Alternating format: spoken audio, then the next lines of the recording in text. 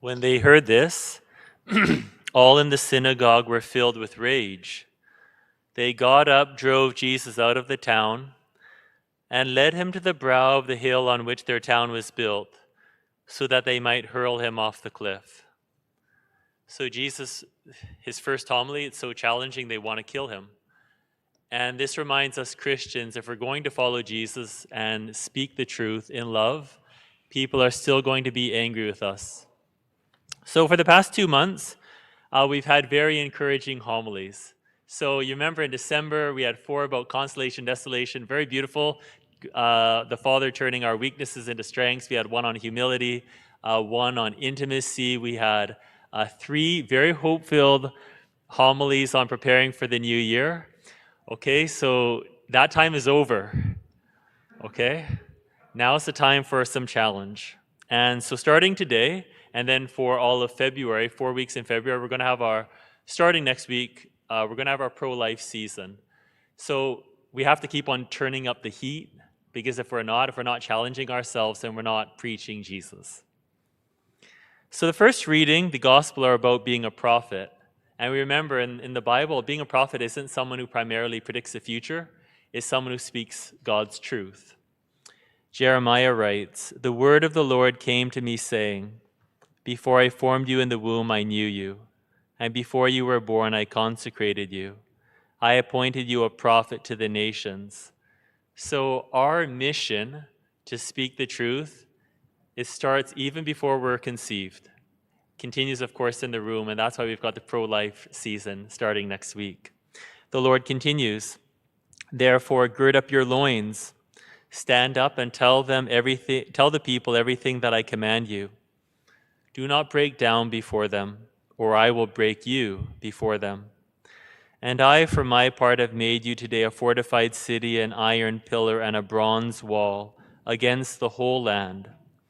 They will fight against you, but they shall not prevail against you, for I am with you, says the Lord, to deliver you." So God the Father always speaks the truth to us. And so we have to ask ourselves, are we going to speak the truth to each other? We do have fear. We all probably to some degree censor ourselves. And I've mentioned before, I hesitate usually on sexuality because it can hurt people. And I actually don't want to hurt people, especially if they're sincere. I don't want to overwhelm people. But if I keep on holding back over and over again, I figuratively speak, I'm basically selling my soul. And that's what the Lord means when he says, "I will break you before them." It's not that he's going to do it. It's that if we don't speak the truth, we do break down. We separate ourselves from him. But if we choose to speak the truth, he will support us. We're going to suffer for sure, but he will take care of us. Some of you might remember Dave Rubin. Now, in the past 2 months, I've shown 2 videos from Dave. So Dave Rubin, he's the atheist. He's also gay. But the thing I admire most about him is his courage. He has more courage than most Catholics put together. And one thing Dave says is, after you get through your first mobbing, you'll be okay. So, in the gospel, Jesus tells the people in the synagogue that God's blessings are not going to them. They're going to non-Jewish people. He says, "The truth is, there were many widows in Israel in the time of Elijah, when the heaven was shut up 3 years and 6 months, and there was a severe famine over all the land. Yet Elijah was sent to none of them, except to a widow at Zarephath in Sidon." Okay, so Elijah, the Jewish people would have expected, Elijah's coming to us because we're the good ones. So we have to imagine the same way. We Catholics, we expect the Lord's blessings to come to us. Don't be so entitled. So there's one scholar who says that these Jewish people, remember, this is Jesus' hometown of Nazareth. He's talking to the people he grew up with. He's saying you're not special because they felt they're special. One scholar said they were good Jews. They felt they were special. They expected the Lord's blessings to come to them. Jesus saying no. Because their problem, these people in the synagogue, these good Jewish people, they thought the Lord's blessings were only for them, not for the non-Jewish, the Gentiles. They followed popular belief. That's not what the Bible teaches. The Lord wants to bless all people, but they followed popular belief at the time. So that's their first problem. Their second problem is that they had little faith in Jesus. And actually, I think those are our 2 big problems. we tend to follow popular belief. So if there's a conflict between what our culture teaches and what Jesus teaches, we tend to go with the culture. Our faith in him is not that strong. So it's part of the human condition. We naturally conform to the people around us. We want to be accepted. We want to fit in.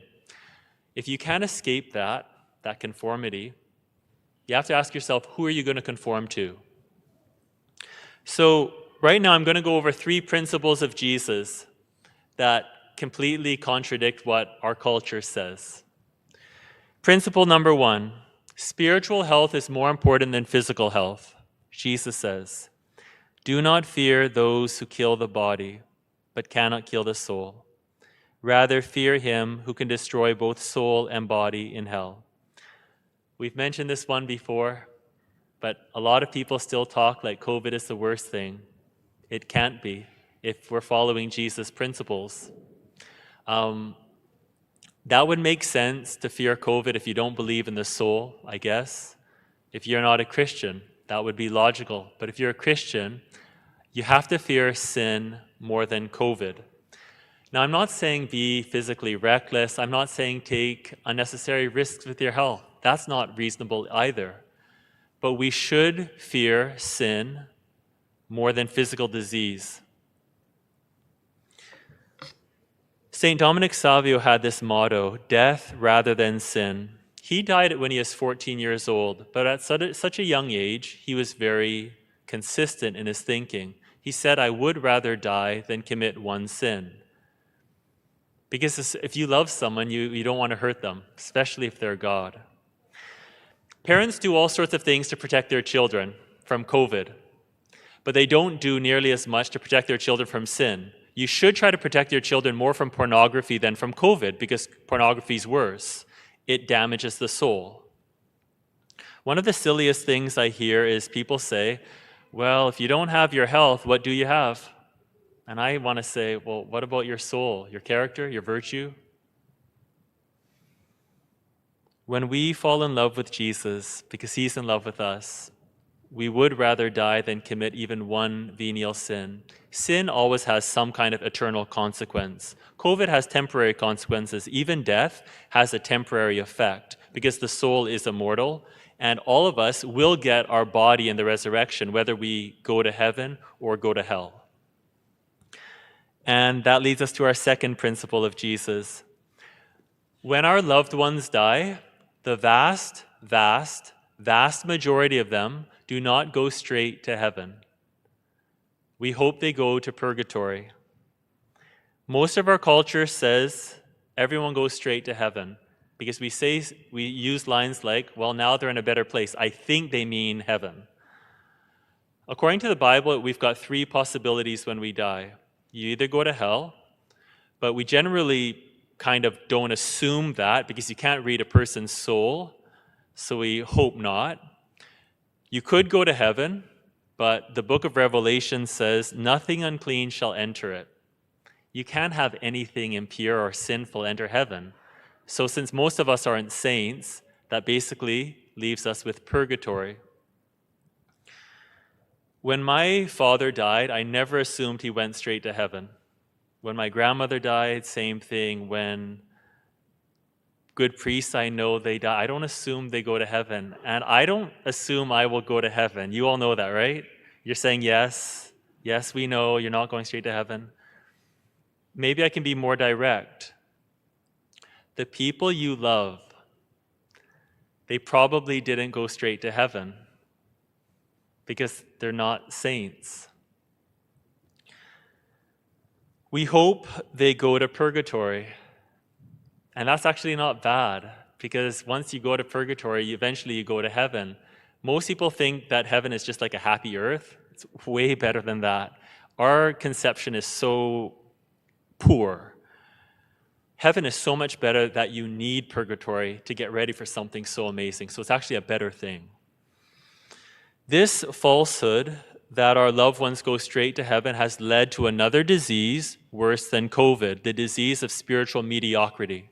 Because everyone thinks, really? Everyone's going straight to heaven? I guess I don't have to try.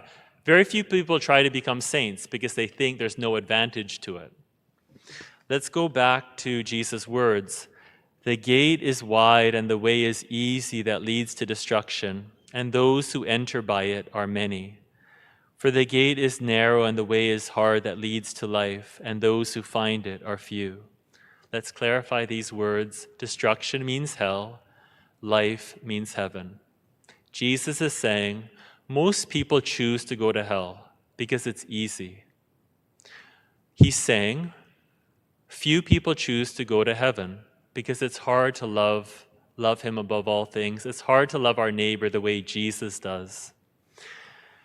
If we say that our parents, the ones we love, and our grandparents, they all went straight to heaven, we make ourselves feel good about that generation, but we actually sacrifice the younger generation because they hear that and they're thinking, oh, really? It's pretty easy. Guess I don't have to try hard. So we sacrifice the new, younger generation to make us feel good about the older generation. And that leads us to our third principle. Sunday Mass is a grave moral obligation for us Catholics.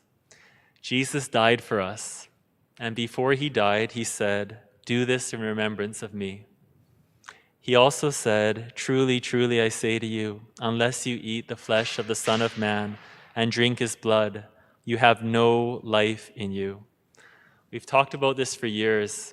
I've tried a soft approach, then I tried a more direct approach. I'm not here to force anyone because that's not right. I'm just here to lay out the principles. As your pastor, I'm not here to make you feel good. I'm here to make you holy. Now, I do care about how you feel, but I won't make you feel good if it sacrifices your holiness. And so I'm starting to doubt whether everyone is trying their best to come to Mass every single Sunday. I'm not talking about those of us who really try and struggle. You never make excuses. I'm not worried about you. You really are trying. I'm not talking about when people are sick. That makes sense if they stay home. I'm talking about those of you, you've come to Mass, and you literally tell me online Mass is an acceptable alternative. I'm talking about when we send our children to full schools and don't bring them to Sunday Mass. How can that be? Have you seen the last night's Mass? It's not crowded. Our school Masses are more full than the Saturday night Masses and tonight's 4 p.m. Mass. If I'm missing something, please do tell me. Maybe my analysis is off, so tell me. I once years ago, I once greeted a mother here after Mass. Anyway, so what happened was I said to her, "Great to see you. I didn't see you at Mass because you can see my face, so generally that means I can see your face." So I just said to her very honestly, I said, "I'm happy to see you. I didn't see you at Mass." She said, No, we were here. But I had some doubt. So I went and checked the security cameras. Anyway, it's the only time I've ever done that. Anyway, so I checked the security cameras. She showed up 5 minutes before Mass ended. Now here's the thing. This is the point. She lies to me, but in front of her child. And then I realized, oh, that's what's really happening here. When we go to Mass one weekend and then just skip, our kids get this, and they understand that we're probably not doing this intentionally, but in effect, we're lying to them. And so it makes sense when our children lie back to us. So we have to raise the standards the way we celebrate the sacraments. Eventually, by the way, we are going to raise the standards because the way we celebrate confirmation has for years, it's become a joke. So basically what happens is, we all know, most of the grade 7s skip Mass throughout the year and then they show up for confirmation. And in the past 2 years during COVID, so everyone stays home because it's not safe. But suddenly for confirmation, it's safe. And then during the group photo, I asked the parents, "Are you okay?" I said this, "Are you okay with everyone bunched up like that?" No one, everyone's okay with it. It's not logical. So same thing happens with communion and baptism. And so we need to raise the standards. If we're going to profess our faith in Jesus, that he is the Lord, and that we love him, we have to try going to Mass every single Sunday. So this is good news. The truth will set us free. It's beautiful. We can speak Jesus' truth amongst ourselves. FYI, for the next 4 weeks when we do our pro-life series, it's going to be challenging. We want to speak about Jesus' mercy, but we also have to speak about his truth because they go together. For those of you who are new here, I really don't want you to be overwhelmed.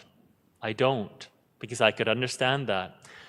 Next week, we're going to dive right in, because last week, after years of building up every year, we showed photos of abortion last year during the homily, because we prepared everyone, and no one complained about this. But I just want to let you know, if you're new, I don't want you to be hurt. And so we're going to dive into this next week. So especially parents, you need to know, because it's your responsibility whether your children see this or not. And of course, next week when we show the images, we'll give you warning before Mass and right before we show them, just in case, just so you know. So praise God. May Jesus bless us all and help us to live and preach like he does.